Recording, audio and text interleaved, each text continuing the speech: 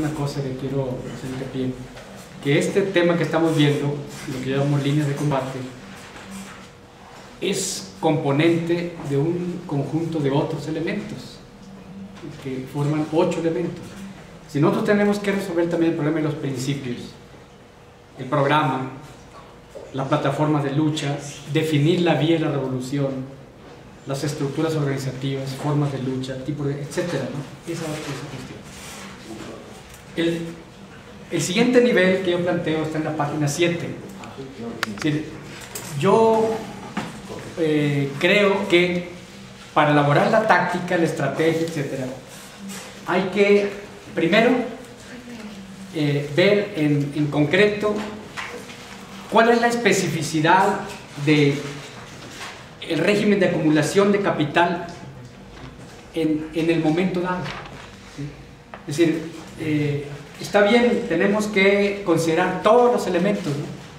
Pero ese tenemos que verlo como un elemento fundamental.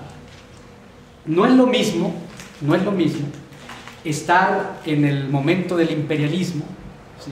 No es lo mismo estar en la acumulación primitiva de capital o en la revolución industrial primero, como estamos hoy.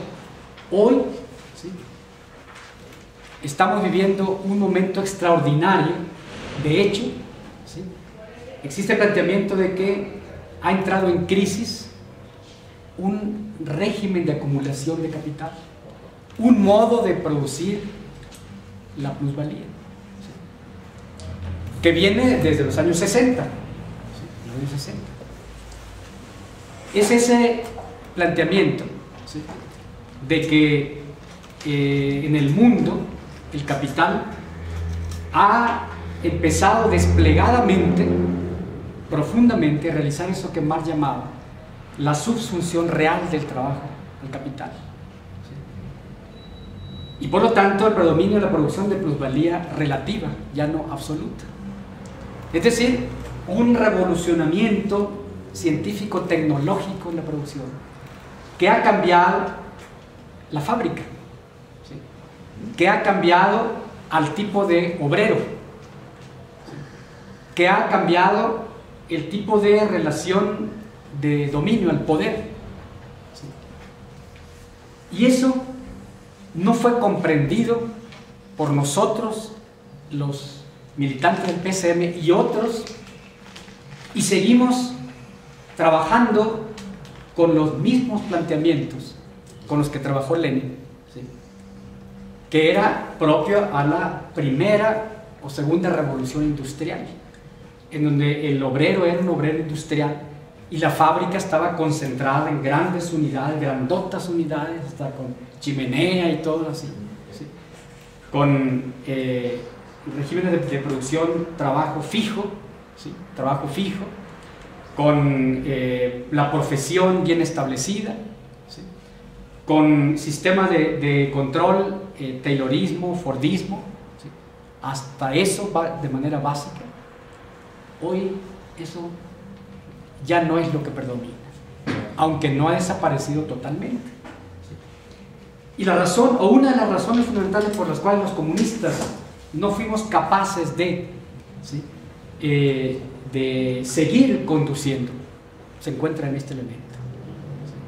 Nosotros como Partido Comunista y otros grupos no fuimos capaces de entender este giro estratégico que se dio en el proceso de acumulación. Hoy, indudablemente, tenemos que ver que las condiciones son otras. Eso es discutir, no lo concreto. Esa es una abstracción. Esa es una abstracción. ¿Sí? Lo concreto es la totalidad. La abstracción es la parte. ¿Sí? Entonces, cuando se le dice a alguien, sé concreto, por favor, se le debe decir, sé abstracto, por favor. Claro. Es decir, trata un aspectito nada más, no te metas a todo. Pero hasta en eso estamos trastocando las cosas con dice Pedro del lenguaje. Entonces, esa es una cuestión fundamental. ¿Qué obrero es el que tenemos hoy? ¿Qué producción de plusvalía está predominando hoy? Y entonces, todo el fenómeno del desempleo, ¿sí?, el fenómeno del desempleo, todo el fenómeno de la eliminación de figuras jurídicas como la base, la planta, todo el fenómeno de la movilidad en el trabajo.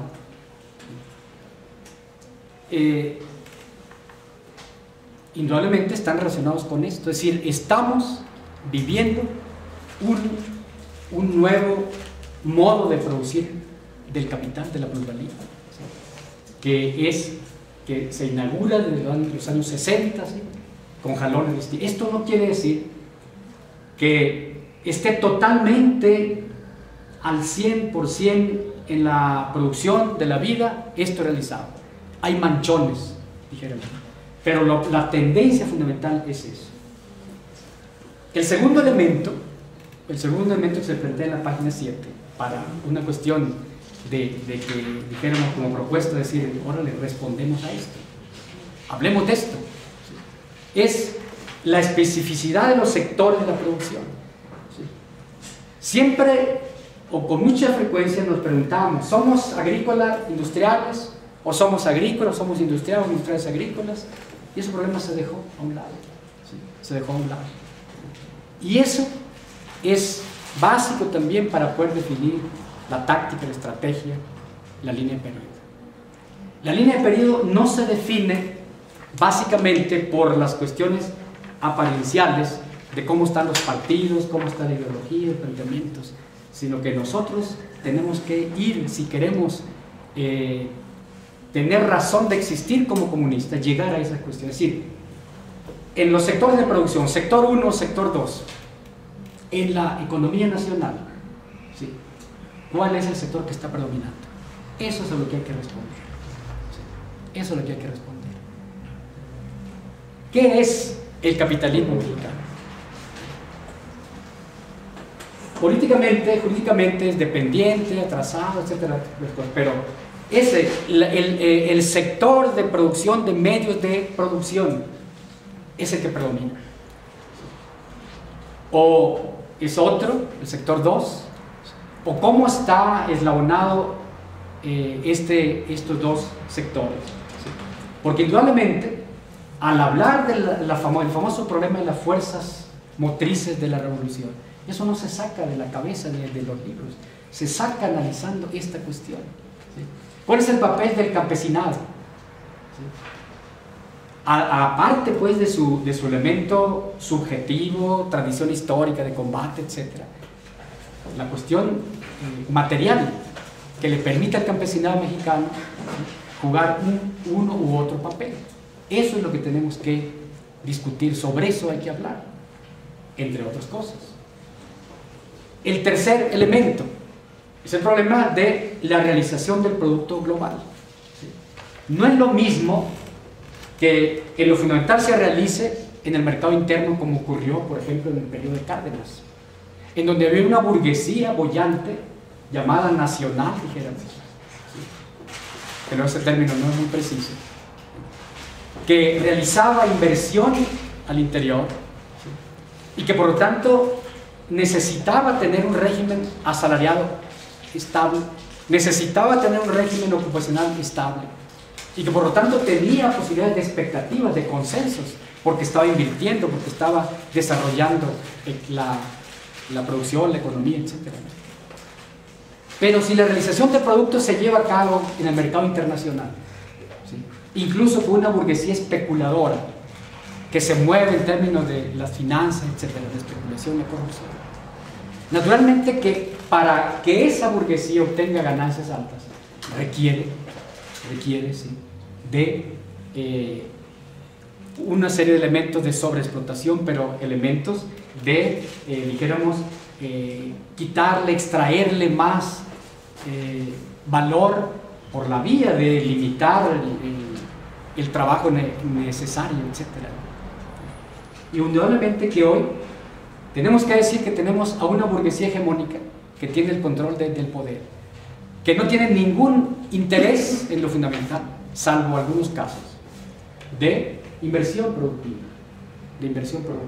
¿sí?, de desarrollo, dijéramos, siendo que México, y esto por lo que plantea en la historia Pedro, México se ha adelantado en muchas cuestiones a América Latina. Por ejemplo, ese régimen que se abrió después de la crisis del 29, en el que se desarrolló, la burguesía se volcó al interior, dejó de moverse en términos de mercado interno y se volcó al interior. Fue inaugurado por México, fue inaugurado por el régimen de Cárdenas, ¿sí? Y después se dio en Argentina, etc. ¿Sí? Hoy también, ¿sí? México, incluso en las cuestiones políticas, nosotros estamos inaugurando cosas, ¿sí? Los triunfos de Chávez, de Evo, etc., son posteriores al 88. En ese sentido de inaugurar este nuevo ciclo de resistencias y de luchas, el pueblo mexicano se ha adelantado. Nosotros abrimos ese nuevo ciclo político. Bueno, los otros elementos es en relación con el consumo, que predomina el consumo productivo, el consumo individual, y aquí podemos ver el elemento de super ganancias acumuladas, mientras por otro lado la pobreza terrible, el desempleo, etcétera, los niños, etcétera, que es material inflamable para una revolución. El otro elemento, indudablemente, de la institucionalidad y la normatividad. Están en bonanza, están fuertes, ¿sí?